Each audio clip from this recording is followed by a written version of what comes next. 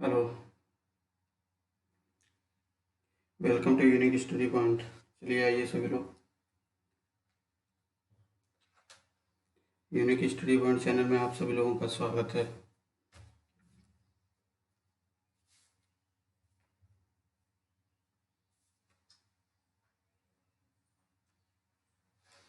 जल्दी जल्दी कनेक्ट हो जाओ।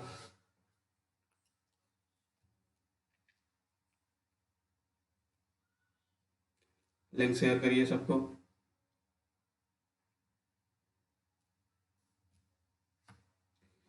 चलिए स्टार्ट किया जाए।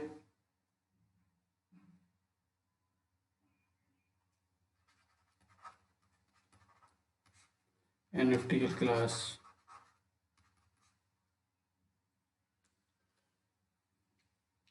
आइए आइए जल्दी आइए। Good afternoon, good afternoon. और जल्दी कनेक्ट हो।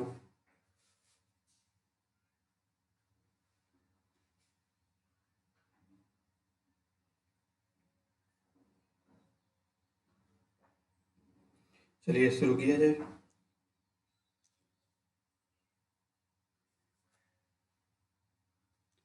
देखिए, पिछले क्लास में हम लोगों ने क्या पढ़ा था। तो पिछली क्लास में हम लोगों ने देखा था कि प्रोपोगेशन कांस्टेंट के बारे में। जब कोई आपका टू पोर्ट नेटवर्क होता है, ठीक, तो टू पोर्ट नेटवर्क में हमने देखा था कि प्रोपोगेशन कांस्टेंट क्या होता है, और प्रोपोगेशन कांस्टेंट के साथ में ही हमने क्या देखा था, फेज कांस्टेंट। ठीक है। और प्रोपोगेशन कांस्टेंट जो होता है वो हमने क्या, alpha equals to, sorry gamma equals to alpha plus j beta, यही होता है। अल्फा जहाँ पे क्या होता था, एटीन्यूएशन कांस्टेंट, एटीन्यूएशन कांस्टेंट, और बीटा क्या होता है, फेज कांस्टेंट। ठीक, तो ये चीज़ हमने देखा। फेज कांस्टेंट के बारे में हमने पढ़ लिया था, और आपका प्रोपोगेशन कांस्टेंट के बारे में पढ़ लिया था। ठीक है। तो ये आपका प्रोपोगेशन कांस्टेंट होता है। अब इसमें देखिए, ये वाला जो पार्ट है वो कैसा है, रियल पार्ट है। ठीक है। और ये वाला पार्ट कैसा है, इमेजिनरी पार्ट है। क्यों इमेजिनरी है, क्योंकि आपको दिख रहा है यहाँ पे जे है। जे का मतलब क्या है, आपका एक इमेजिनरी टर्म है। तो इमेजिनरी टर्म की वजह से ये आपका जो कोफिशिएंट होता है इमेजिनरी का, वही आपका फेज कांस्टेंट कहलाता है। और ये फेज कांस्टेंट सिंपली क्या तो दर्शाता है, तो फेज कांस्टेंट ये शो करता है कि जो भी आपका सिग्नल है, ठीक है, मान लिया कोई सिग्नल फ्लो हो रहा है, तो उस सिग्नल का पोजीशन को, ठीक है, पोजीशन और एंगल को शो करता है ये फेज कांस्टेंट, यानी कि उसके फेजेस को दिखाता है, उसके पोजीशन को शो करता है सिग्नल। ठीक है। तो जैसे सिग्नल की बात करें, चाहे वोल्टेज सिग्नल हो चाहे करंट सिग्नल हो, तो उसका एक फेज दिखाता है, यानी कि एक पोजीशन को शो करता है फेज कांस्टेंट। ठीक है। ये चीज़ हमने क्लियर कर ली थी।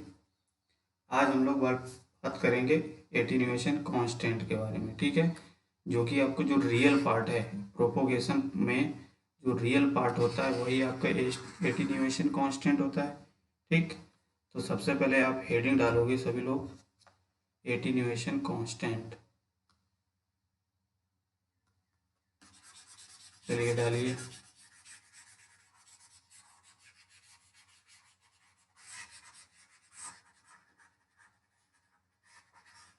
पहली हेडिंग डालेंगे एटीन्यूएशन कांस्टेंट।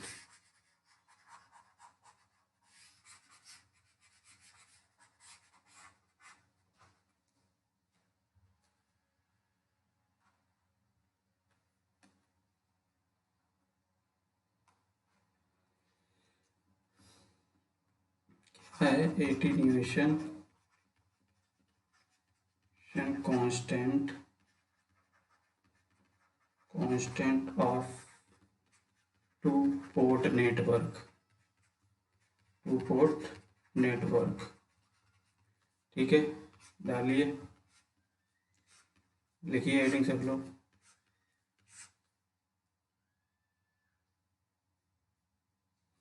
तो देखिए, एटीन्यूएशन कांस्टेंट जैसा कि हमने बताया कि आपका जो प्रोपोगेशन कांस्टेंट होता है, ठीक है, जो प्रोपोगेशन कांस्टेंट क्या होता है, gamma equals to alpha plus j beta, ठीक है।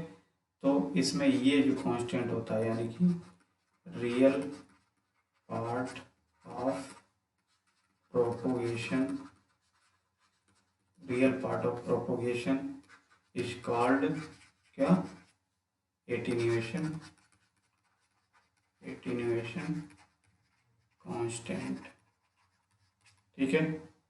इसको भी लिख लो चाहे, ये क्या है, फेज कांस्टेंट, फेज बीटा जो होता है फेज कांस्टेंट होता है। इतना नोट करो सब लोग पहले, ठीक है। ये क्या होता है, गामा इसको हम लोग बोलते हैं, ठीक है, गामा। तो गामा इक्वल्स टू यही जो आपका प्रोपोगेशन कांस्टेंट को गामा से रिप्रेजेंट करते हैं, ठीक है। तो यहाँ पे लिख लो चाहे propagation constant gamma equals to alpha plus j beta, ठीक है। इतना पहले नोट करो सभी लोग।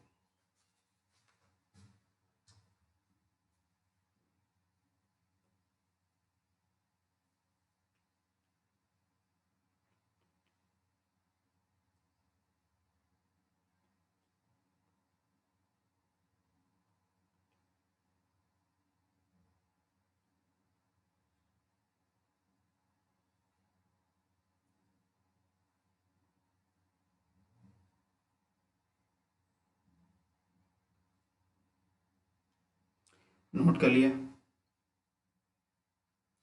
ठीक है। अब देखिए, हमने ये बताया कि जो प्रोपोगेशन कांस्टेंट होता है उसमें जो रियल पार्ट होता है, रियल पार्ट को ही हम एटीन्यूएशन कांस्टेंट कहते हैं। अब बात आती है कि जो एटीन्यूएशन कांस्टेंट होता है इसका काम क्या होता है, मेन क्या काम करता है ये नेटवर्क में। तो ये क्या करता है, जैसे सपोज करिए कोई नेटवर्क है आपका, मान लिया 2 पोर्ट नेटवर्क है, ठीक। जैसे इसको रब करते हैं, उसके बाद इसमें समझते हैं।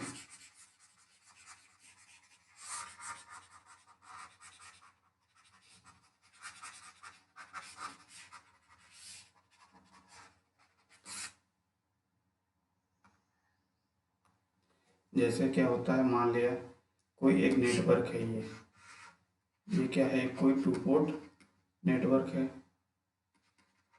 और इसमें अगर हम लोग क्या करते हैं, कोई सिग्नल मान लिया अप्लाई करते हैं, कोई सिग्नल अगर इनपुट साइड देते हैं, वोल्टेज सिग्नल या करंट सिग्नल, ठीक है। तो उस केस में क्या होता है, ये नेटवर्क से 2 पोर्ट नेटवर्क से पास होगा सिग्नल, क्या करेगा ये सिग्नल पास करेगा। और जो भी सिग्नल की स्ट्रेंथ होगी, ठीक, जो भी इस सिग्नल की स्ट्रेंथ होगी वो आपका इससे निकल के जाएगा। लेकिन इसमें क्या होता है, जो वोल्टेज और जो करंट है, वोल्टेज और करंट के जो मैग्नीट्यूड में, क्या जो मैग्नीट्यूड में उसके रिडक्शन होता है, यानी कि रिडक्शन का मतलब जो कमी आती है, ठीक है। यानी कि वोल्टेज और करंट सिग्नल जो पास करते हैं किसी भी 2 पोर्ट नेटवर्क में, तो जो वोल्टेज और करंट के मैग्नीट्यूड में जो रिडक्शन होता है, यानी कि जो कमी आती है, ये उसी चीज़ को शो करता है। तो इसीलिए इसका नाम एटीन्यूएशन हो गया। एटीन्यूएशन का मतलब ही होता है कि अपने रास्ते से भटक जाना, एटीन्यूट हो जाना, ठीक है। तो आप इस तरीके से समझ सकते हो कि ये एटीन्यूएशन कांस्टेंट क्या करता है, किसको बोलते हैं, कि जब सिग्नल पास किया जाता है तो वोल्टेज हो या करंट हो, उसका जो मैग्नीट्यूड होता है उसमें कुछ ना कुछ कमी आ जाती है। तो इस कमी को ही ये दर्शाता है एटीन्यूएशन कांस्टेंट। अब वो कितनी कमी आई है वो सारी चीज़ ये शो करता है, ठीक है। तो इतनी बात आपको समझ में आ गई सभी लोगों को, बताइए, कमेंट करो सबको। तो मेन काम क्या होता है, मेन ये एटीन्यूएशन का यही होता है कि वोल्टेज हो या करंट हो, जब 2 port network signal 2 port network से जब फ्लो किया जाएगा या सिग्नल फ्लो किया जाएगा तो उसमें करंट और वोल्टेज के मैग्नीट्यूड में, ठीक है, वो कमी आ जाती है, उसी को एटीन्यूएशन कांस्टेंट बोल देते हैं, ठीक है। अब बात कर लेते हैं कि जो एटीन्यूएशन कांस्टेंट हमने अभी बताया क्या होता है, जैसे अल्फा जे बीटा, ठीक है। तो ये होता है एटीन्यूएशन कांस्टेंट, एटीन्यूएशन कांस्टेंट। अब हम जानते हैं जो भी आप सिग्नल दोगे तो उसमें क्या होगा, रियल पार्ट भी होगा, एक इमेजिनरी पार्ट भी होगा। ठीक, तो जो रियल पार्ट है वही एटीन्यूएशन कांस्टेंट हो गया। अब ये जो पार्ट होता है, अगर इसको सपोज करिए प्रोपोगेशन वैल्यू को बढ़ाना है, ठीक है, यानी कि एटीन्यूएशन को अगर हम लोग इंक्रीज करते हैं, ठीक, तो ये सिग्नल आपका क्या हो जाएगा, सपोज करिए एटीन्यूएशन कांस्टेंट की अगर वैल्यू बढ़ाना है तो बढ़ाने के लिए हमको क्या करना पड़ेगा, अल्फा की वैल्यू इंक्रीज करनी पड़ेगी, कि नहीं, यानी कि अल्फा की वैल्यू को भी बढ़ाना पड़ेगा, तभी हमारा एटीन्यूएशन कांस्टेंट बढ़ेगा। ठीक है, इतनी बात समझ में आ गई सबके। अब बात कर लेते हैं कि जो इसकी यूनिट होती है, जो एटीन्यूएशन होता है, इस एटीन्यूएशन की जो यूनिट होती है इसको किससे रिप्रेजेंट करते हैं, तो वो करते हैं नेपर से। ठीक है, नेपर और या दूसरी जो होती है डेसिबल्स।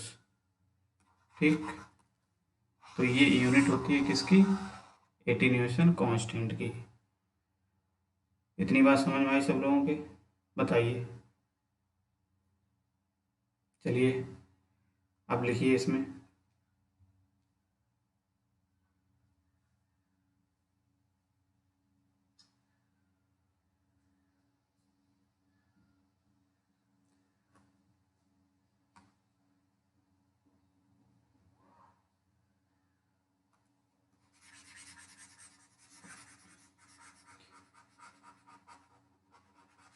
लिखिए, अच्छा लिखिए, इसमें क्या लिखेंगे,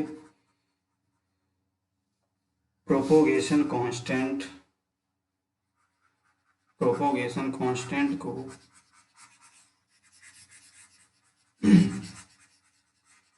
प्रोपोगेशन कांस्टेंट को gamma equals to alpha plus j beta, alpha plus j beta, क्या लिखेंगे, प्रोपोगेशन कांस्टेंट को gamma equals to alpha plus j beta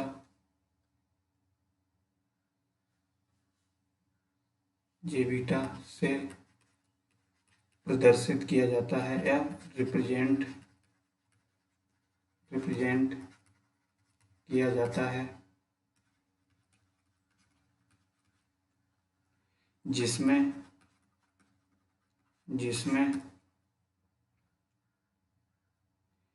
real part ऐसे, या तो ऐसे लिखो, क्या, जिसमें प्रोपोगेशन कांस्टेंट के रियल पार्ट को एटीन्यूएशन कांस्टेंट कहते हैं तथा प्रोपोगेशन कांस्टेंट के इमेजिनरी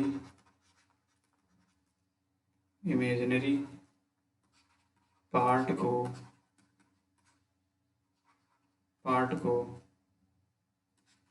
फेज कांस्टेंट कहा जाता है।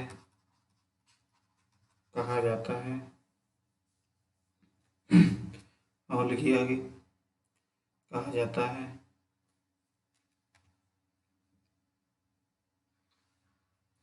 एटीन्यूएशन कांस्टेंट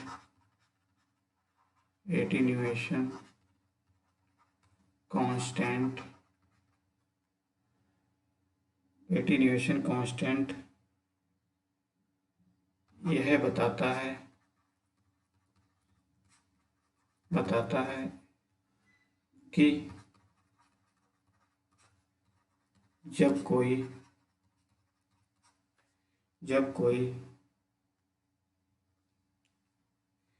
वोल्टेज और करंट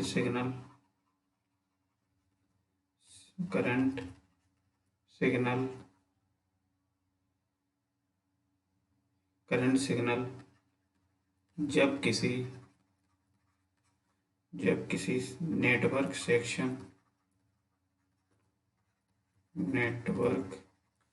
सेक्शन से पास किया जाता है तो करंट और वोल्टेज सिग्नल के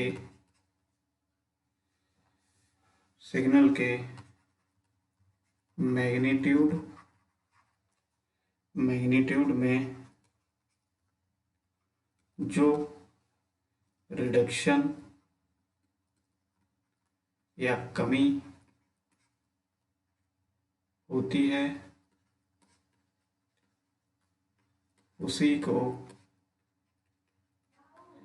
एटीन्यूएशन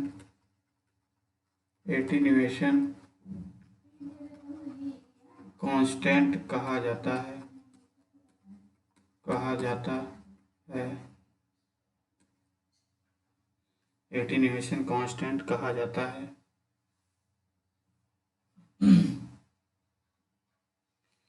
एटीन्यूएशन कांस्टेंट कहा जाता है। आगे लिखो, एटीन्यूएशन कांस्टेंट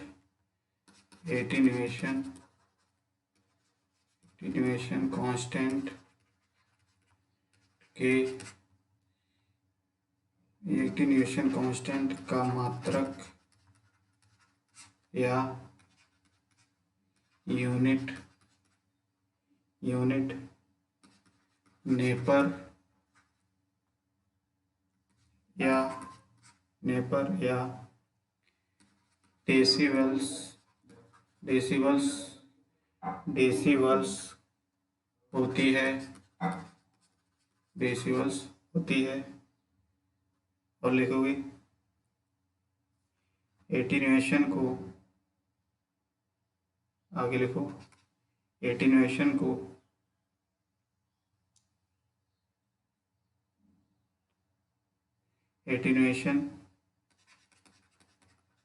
लिख रहे हो ना सभी लोग?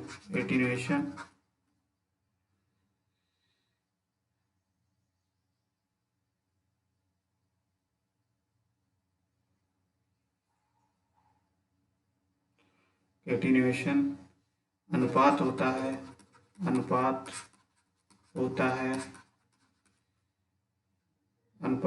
है किसका? करंट एंटरिंग, लिखो, करंट एंटरिंग और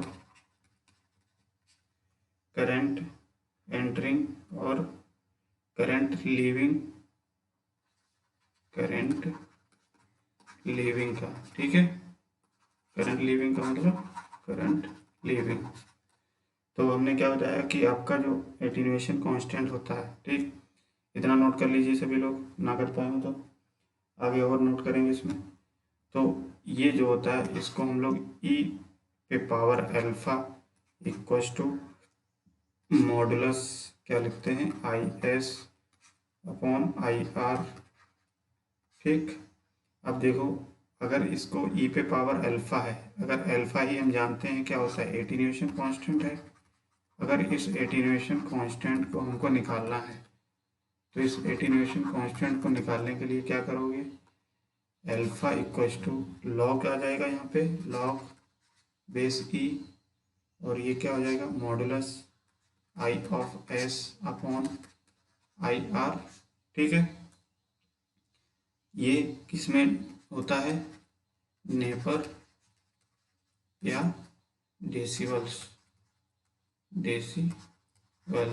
ठीक है, और इसको जब और सॉल्व करोगे तो अल्फा इक्वस टू हो जाएगा log base 10 modulus I of S upon I R into log base 10।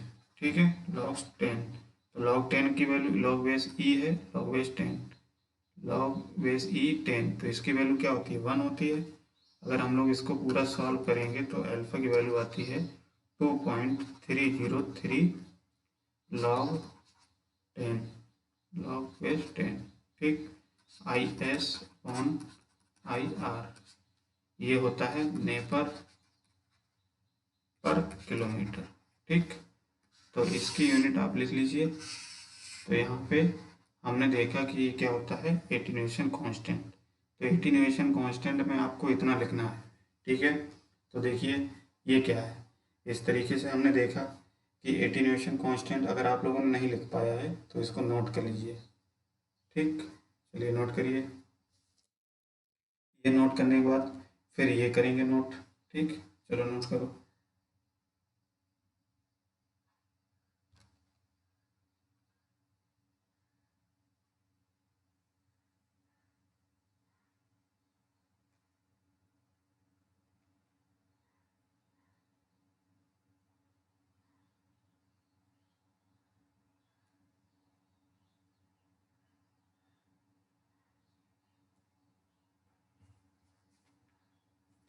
Note करिए इसको।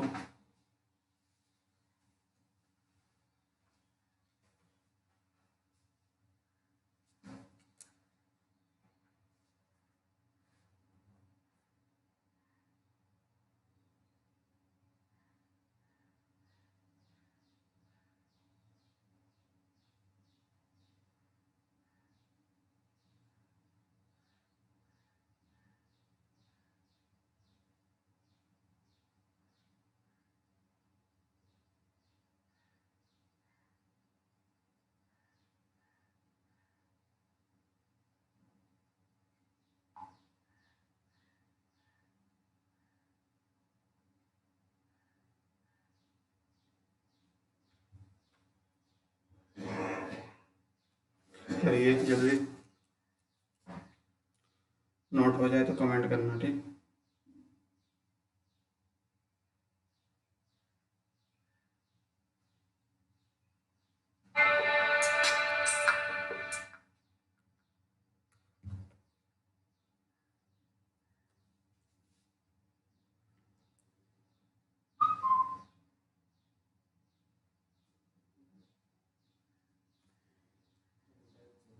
ठीक है।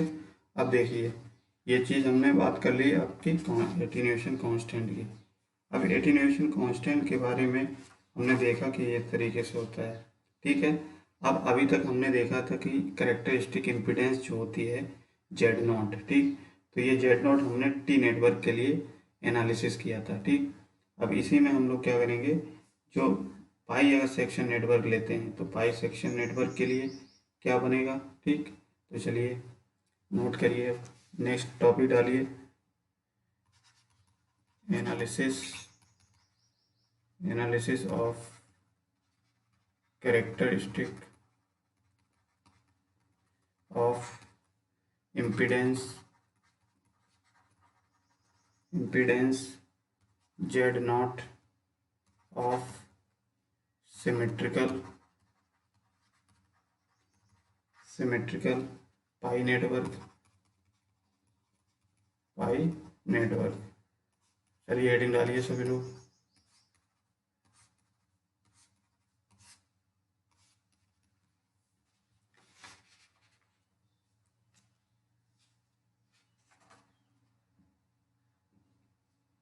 डाल लिया। चलिए, तो अगर हम लोग बात करते हैं पाई नेटवर्क की, तो पाई नेटवर्क में हमने आपको बताया कि पाई के स्ट्रक्चर जैसा होता है। तो सबसे पहले हम पाई एक नेटवर्क बनाएंगे। तो क्या करेंगे, एक नेटवर्क बना लिया हमने पाई नेटवर्क।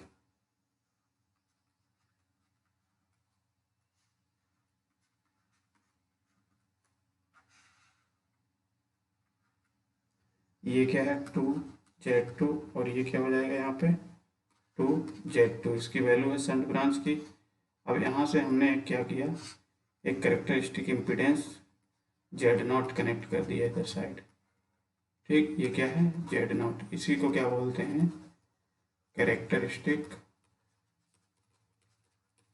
Impedance, characteristic impedance. ठीक है, इधर साइड हम कैरेक्टरिस्टिक इम्पीडेंस को कैलकुलेट करेंगे तो जेड नॉट यहाँ से। ठीक, अब देखो इसको जब सर्किट को हम लोग सॉल्व करेंगे, मान लीजिए ये कोई पॉइंट सी है और यहाँ पे कोई पॉइंट डी है, यहाँ पे कोई पॉइंट ए है और यहाँ पे कोई मान लिया बी है टर्मिनल। ठीक, तो अब हम जानते हैं कि कैरेक्टरिस्टिक इम्पीडेंस आपकी जेड नॉट होती है। अब जेड नॉट को जब कैलकुलेट करोगे इधर साइड से, तो यहाँ से जो हमारा क्या कैलकुलेट होके आएगा, जेड नॉट इक्वल्स टू क्या हो जाएगा, देखिए ये नेटवर्क कैसा है आपका, 2Z2, ये क्या हो जाएगा आपका, ये पूरा पैरेलल है कि नहीं, यहाँ पे ये और ये पूरा पैरेलल है, और इसको जब सॉल्व करेंगे ये पैरेलल कंडीशन, चलो इस पोर्शन को पहले हम लोग सॉल्व कर लेते हैं।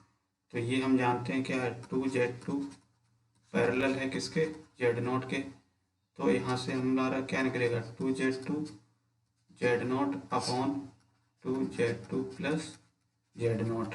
ठीक है, इसकी वैल्यू हमने यहाँ से इतनी निकाल ली। ठीक है, इतनी बात समझ में आई।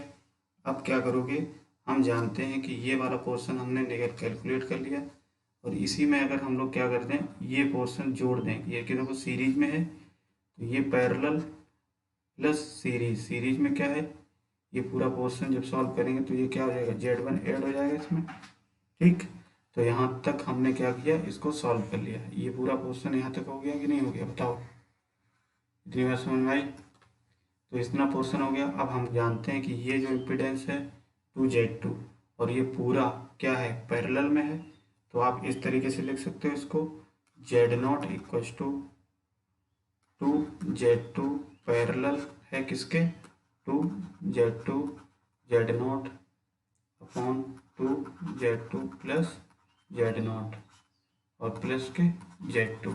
ठीक है, इतनी बात समझ में आई सब लोगों के, बताओ, कमेंट करो।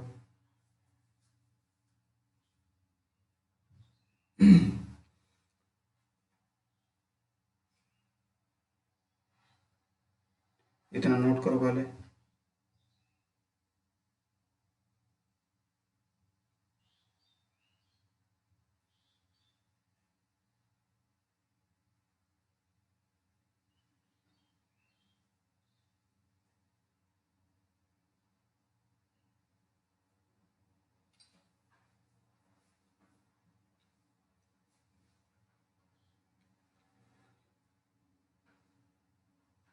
इतना नोट कर लिया।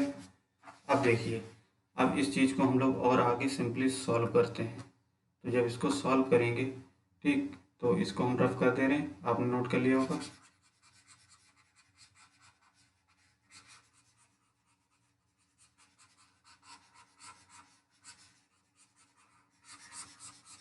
तो ये डायग्राम बना के इसको सॉल्व कर लेना, प्रॉपर तरीके से नोट्स बनाते रहना। ठीक है,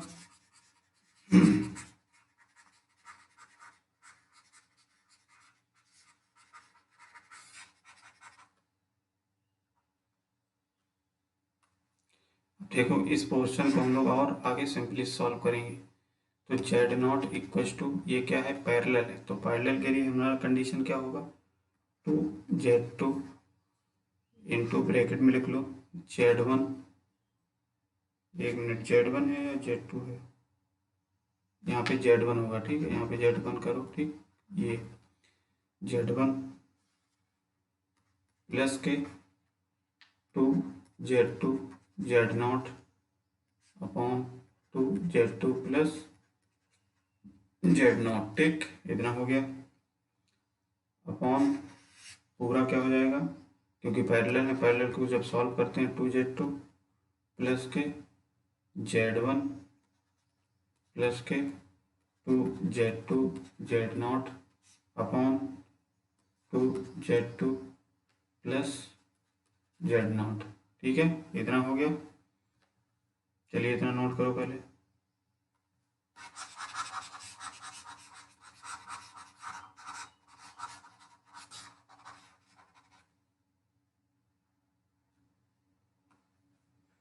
ठीक, इतना नोट कर लिया। अब इसको और सिंपली करो, सॉल्व करो आगे। जेड नॉट इक्वल टू क्या हो जाएगा, 2Z2 Z1 प्लस के 4Z2 square Z0 upon 2Z2 plus Z0। क्या करेंगे हम, सिंपली इसका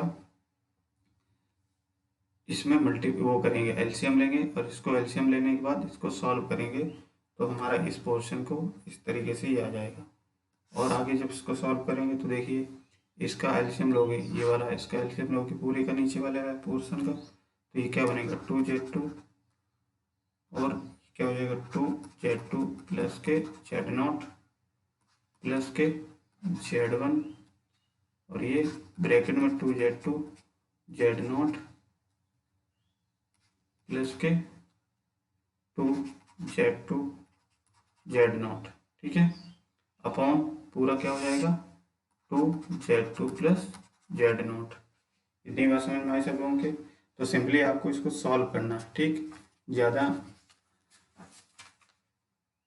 ज़्यादा कुछ खास आपको नहीं देखना है, सिर्फ इसको कॉम्प्लिकेटेड नहीं है, सिर्फ आपको सॉल्व करना है, मैथमेटिकली ऑपरेशन है ये, ठीक। जब इसको और सॉल्व करेंगे तो देखिए आगे क्या हो जाएगा तुम्हारा, Z0 equals to 2Z1 Z2 2Z2 plus Z0 4Z2 square Z0 upon पूरा ये क्या हो जाएगा, 2Z2 प्लस Z0। जब हमने इसका एलसीएम लिया, और एलसीएम लेने के बाद हमारा क्या आ जाएगा, ये पोर्शन, अपॉन क्या हो जाएगा, 4Z2 स्क्वायर प्लस के 2Z2 Z0 प्लस के 2Z2 Z1 प्लस के Z1 Z2 plus 2Z2 Z0 upon 2Z2 plus Z0, यही होगा, ठीक है, इतना लिख सकते हैं। और देखिए आगे जब इसको और सॉल्व करेंगे, इसका मल्टीप्लाई अंदर करिए इसका, इस पोर्शन को, तो हमारा क्या बनेगा, 4Z1 Z2 स्क्वायर प्लस के 2Z2 Z1 Z0 प्लस के 4Z2 स्क्वायर और Z0 अपॉन ये वाला, देखो पूरा पोर्शन कैंसिल हो जाएगा, ये और ये, ठीक। तो जब इसको हम कैंसिल कर देंगे तो हमारा क्या बचेगा यहाँ पे, 4Z2 square plus 4Z2 Z0 plus के 2Z2 Z1 प्लस के Z1 Z0, ठीक है, इतनी बात समझ में आई सबके।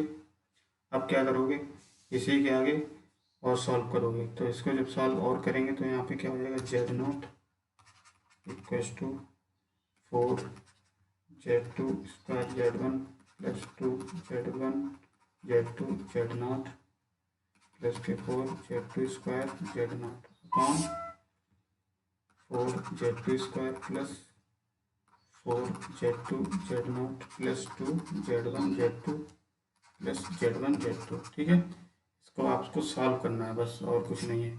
एक बार आप देखेंगे इसको तो आपको सब समझ में आ जाएगा।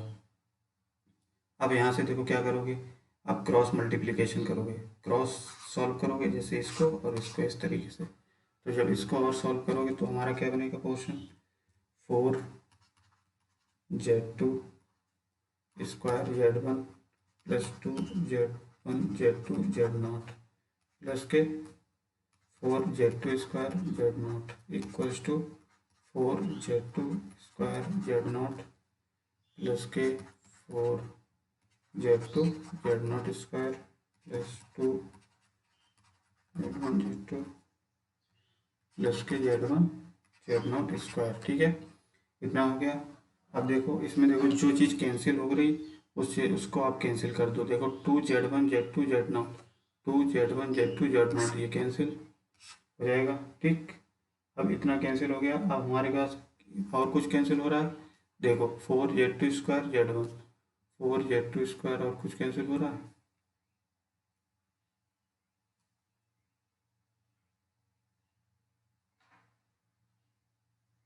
देखो 4Z2 स्क्वायर Z0 ये कैंसिल हो रहा है, एक मिनट,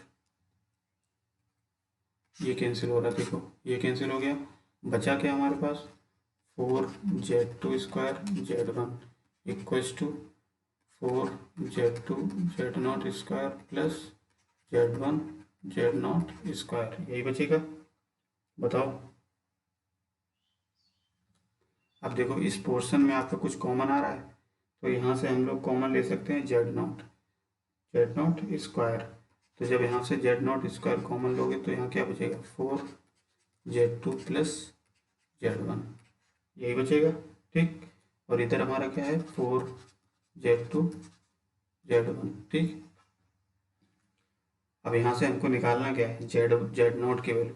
तो जब z0 की वैल्यू हमको निकालनी है तो कैसे निकालेंगे, इस वाले पोर्शन को देखो, इसको क्या करेंगे, z0 square equals to 4z2 square z1 upon ये क्या हो जाएगा, 4z2 प्लस z1। ठीक, इतनी बात समझ में आ गई। अब यहाँ से हमारा z0 की वैल्यू क्या निकल के आ जाएगी, देखो ये अगर हम लोग स्क्वायर हटाएंगे तो यहाँ इसके ऊपर क्या हो जाएगा, अंडर रूट हो जाएगा कि नहीं। तो ये क्या हो जाएगा पूरा under root 4z2 square z1 upon 4z2 plus z1, इतना लिख सकते हो। तो ये हमारा क्या निकल के आ गया, कैरेक्टरिस्टिक इम्पीडेंस निकल के आया, किसके लिए, पाई सेक्शन नेटवर्क के लिए। ठीक है,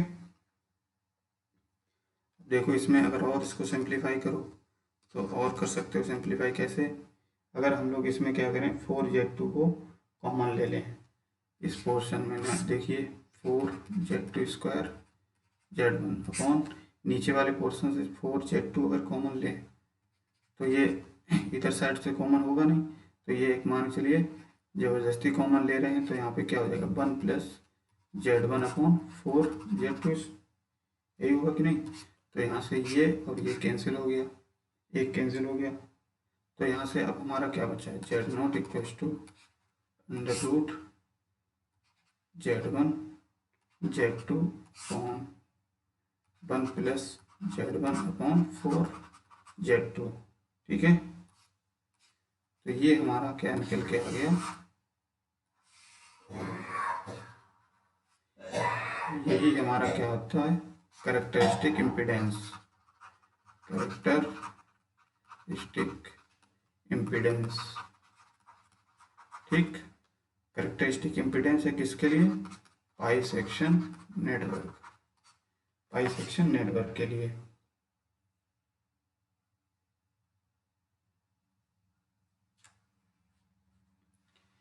चलिए नोट करिए इसको।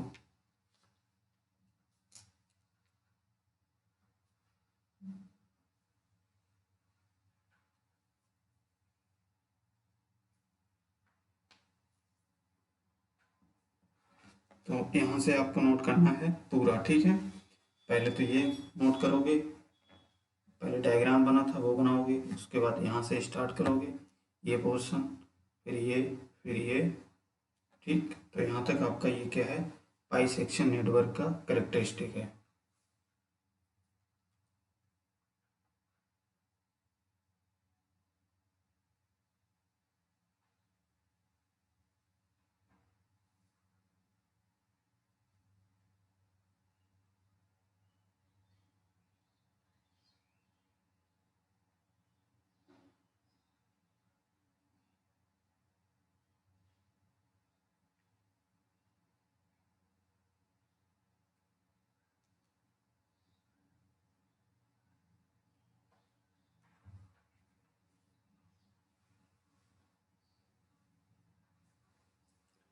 तो नोट कर लिया,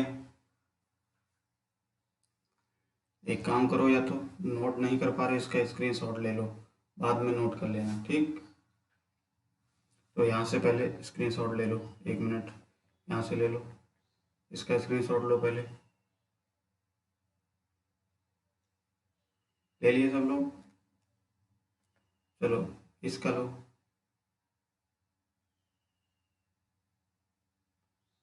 फिर इसका स्क्रीनशॉट ले लो। इसको नोट करने के बाद अपनी नोट्स में लिख लेंगे। ठीक है, इसको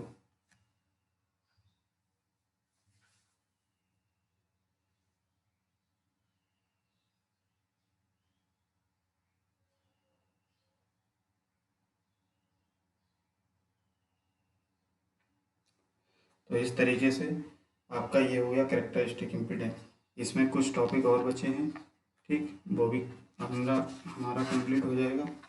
फिर हम लोग क्या करेंगे, नेक्स्ट चैप्टर पढ़ेंगे एटीन्यूएटर, ठीक है।